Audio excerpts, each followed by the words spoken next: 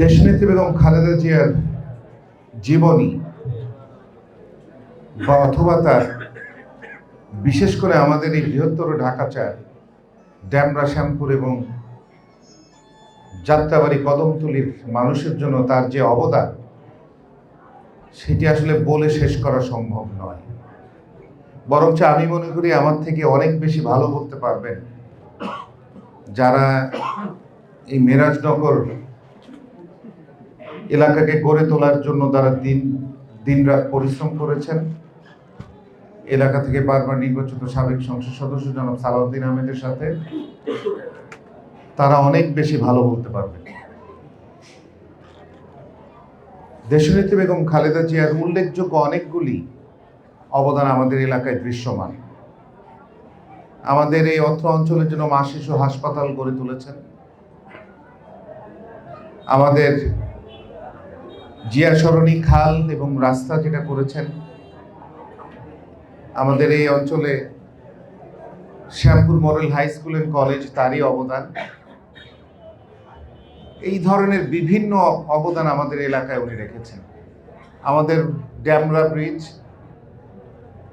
এছাড়াও এই এলাকার যত রাস্তাঘাট আছে, যত শিক্ষা প্রতিষ্ঠান আছে, সবকিছুই বিএনপির আমলে দেশনেত্রী বেগম খালেদা জিয়ার আশীর্বাদে এই এলাকা থেকে বারবার নির্বাচিত আপনারা যাকে নির্বাচিত করেছেন জনাব সালাউদ্দিন সাহেবের হাত ধরে এখানে হয়েছে। প্রিয় এলাকাবাসী, আজকে এই মানুষটি আমাদের মাঝে নেই। আমরা সবাই চলে যাব একে একে করে, কিন্তু আজকে মানুষের রেখে যাওয়া যে স্মৃতি, মানুষের জন্য যিনি অক্লান্ত পরিশ্রম করেছেন, এই দেশের মাটি এবং মানুষের জন্য যিনি তার পরিবারকেও বিপদের মুখে ঠেলে দিয়ে উনি মানুষকে আগলে রেখেছেন, দেশের মানুষকে উনি ওনার নিজের স্বজন হিসেবে আখ্যায়িত করেছেন। এই মানুষটির আদর্শ আমাদেরকে বুকে ধারণ করে ওনার যে নির্দেশনা কিছুদিন আগে দিয়েছিলেন, সেই নির্দেশনা বাস্তবায়ন করার জন্য আমাদেরকে একত্রে ঐক্যবদ্ধভাবে কাজ করতে হবে। এত অত্যাচার, নির্যাতন, নিপীড়নের শিকার হয়েছেন বিগত বছরগুলিতে। যখন একটি মিথ্যা মামলায় তাকে দিনের পর দিন কোর্টের হাজিরায় যেতে হয়েছে, তখন আমরাও তার পাশে ছিলাম এবং সকাল থেকে সন্ধ্যা পর্যন্ত সেই কোর্টের তার বসে থাকতে হয়েছে এবং একটি মিথ্যা সাজানো মামলায় তাকে সাজা প্রদান করে তাকে দীর্ঘদিন তাকে জেলে রাখা হয়েছিল। তাকে কোনো প্রকার চিকিৎসা দেওয়া হয়নি এবং জেল থেকে মুক্তি পাওয়ার পরে তাকে গৃহবন্দী করে রাখা হয়েছিল। তার যখন সুচিকিৎসার প্রয়োজন ছিল, তার পরিবার বারবার এই ফ্যাসিস্ট সরকার কাছে অনুরোধ করার পরও তাকে বিদেশ যেতে দেয়া হয়নি।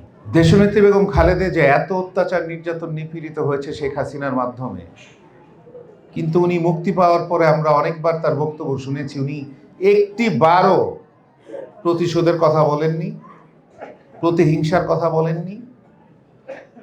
উনি দেশের মানুষকে ঐক্যবদ্ধভাবে বাংলাদেশকে নতুনভাবে বিনির্মাণের কথা বলেছেন। উনি ন্যায় প্রতিষ্ঠার কথা বলেছেন। উনি দলমত নির্বিশেষে সকলকে মানুষের পক্ষে কাজ করার কথা বলেছেন।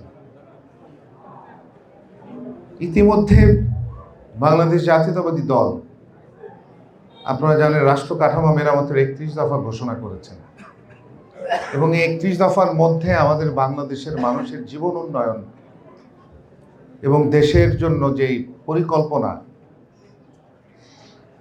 যেটা মানুষের সামনে তুলে ধরেছেন বিএনপির ভারপ্রাপ্ত চেয়ারম্যান জনাব তারেক রহমান, সেই 31 দফা আমাদের সকলকে বাস্তবায়ন করতে হবে। দেশনেত্রী বেগম খালেদা জিয়া কখনোই ইসলামের বাইরে কথা বলেননি।